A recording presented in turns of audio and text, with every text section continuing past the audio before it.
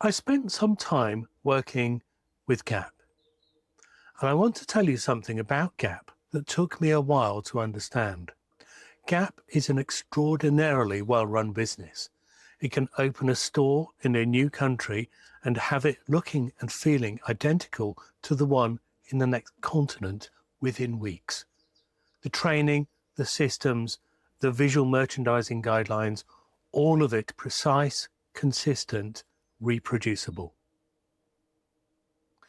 But Gap can't put a handwritten note in the window on a Thursday afternoon because a new delivery just arrived and the buyer's excited about it.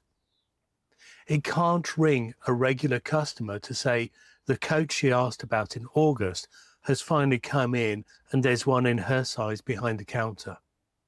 It can't change the music because the person on the till knows the customer who's just walked in and knows she prefers something quieter. Not because it doesn't want to, because the infrastructure that makes Gap consistent also makes it inflexible. The very thing that allows it to be Gap in 40 countries prevents any single branch from behaving like a person. Hi, I'm Keith Lockwood. I've spent 30 years working with retailers, from independent shops on local high streets to international fashion houses. I help independent retailers think more clearly, act more deliberately, and build shops that their customers genuinely want to come back to. Less noise, more clarity. The question that comes up most often, in various forms, is some version of this. How do I compete with a chain that has 10 times my buying power? How do I stay relevant when the online alternative is one click and next day delivery? The short answer is stop making that comparison, because it's the wrong one. The independent who tries to outprice a chain or outrange an online marketplace has chosen a fight they cannot win with the weapons they have. And that's actually useful information. It means the fight you should be having is a completely different one.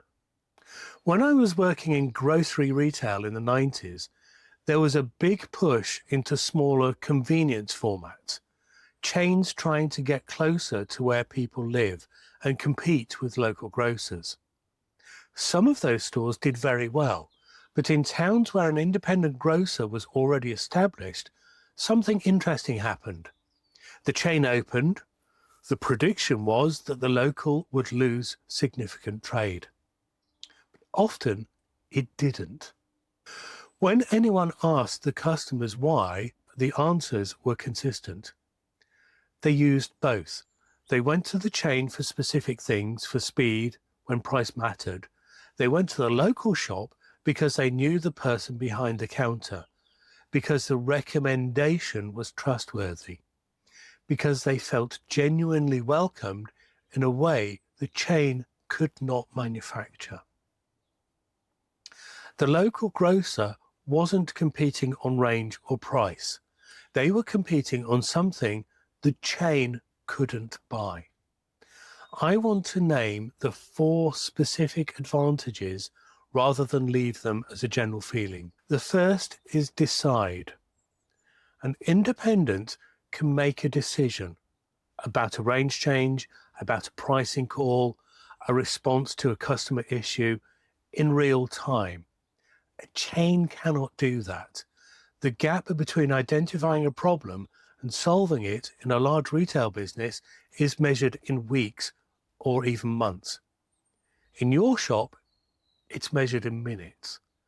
That responsiveness is a structural advantage that no budget can replicate. The second is remember. A chain can record you, it cannot remember you. Recording is a loyalty card, a purchase history, an email address.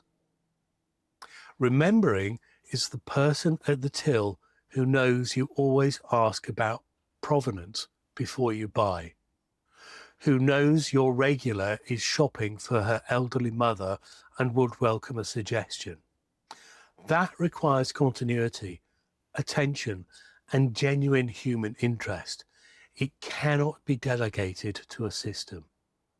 The third is surprise. An independent can put something unexpected in the window because you found it and thought that your regulars would love it. A chain's windows are planned months in advance from a head office that has never stood outside this specific branch and watched who walks past. The capacity for genuine spontaneity, the one-off, the limited edition, the thing that came in because you followed your own curiosity, creates the kind of anticipation that makes customers think, I should pop in and see what's new. Chains create familiarity. Independence can create genuine excitement. And the fourth is mean something. A chain means convenience, or price, or range. An independence can mean something more particular, a set of values, a point of view, a genuine position in the community. Chapter 8 of The Reluctant Retailer puts it plainly. The retailers who make the biggest mark are the ones who dare to be distinctively themselves.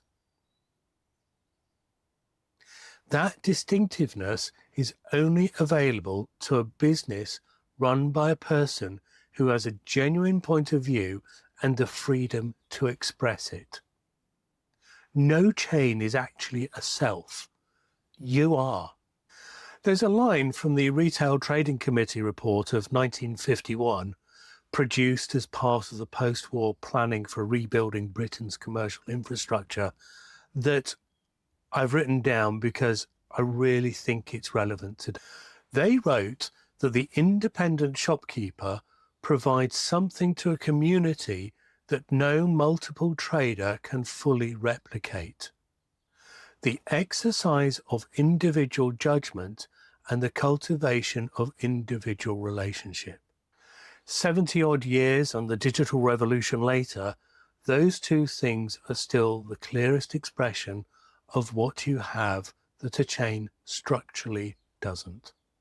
Here's an exercise to close this series with. I call it the advantage audit. Step 1. Write down the last 3 decisions you made about your shop this month. Ask yourself for each, could a chain have made this decision? How long would it have taken them? Become conscious of the speed and responsiveness you take for granted. Step 2. Name 5 customers you remember individually. Not their purchase history, them. Something personal, something that shows genuine attention. Step 3. Think about the last time you surprised a customer. Not a planned promotion, a genuine surprise. Something you brought in on an instinct. A recommendation from your own knowledge. Step 4. Write 1 sentence about what your shop means. Not what it sells, what it means. Step 5. Identify 1 action from each of the 4 advantages for this month. 1 quick decision. 1 customer remembered more specifically. 1 planned surprise. 1 step towards meaning something more clearly. This is the last video of this series, and it feels like the right note to close on.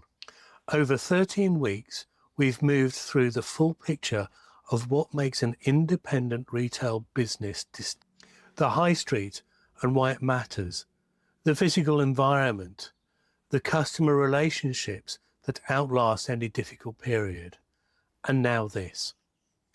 The things that make your shop irreplaceable are not gaps in the chain model waiting to be closed. They're structural features of being small.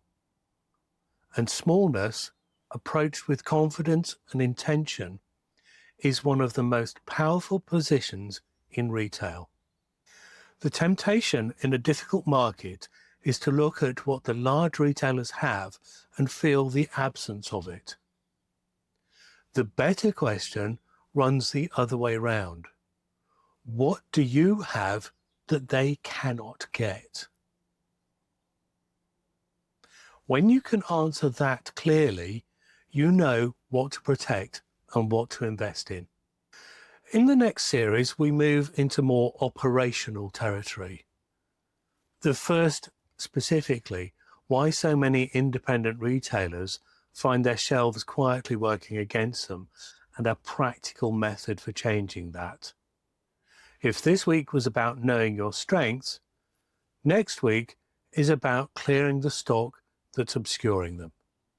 If you want to look at your shop's competitive positioning, what you do well and where your numbers reflect your advantages, the Retail Profit Finder in the link below will help you with that and give you clarity. It takes about 15 minutes to fill in and it's free. And Chapter 8 of The Reluctant Retailer is the full version of everything in this video. Making your mark, telling your brand story, building a retail identity that lasts.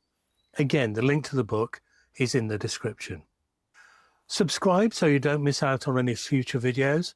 And thank you for your attention. I'm Keith Lockwood. Take care. See you soon. Bye-bye.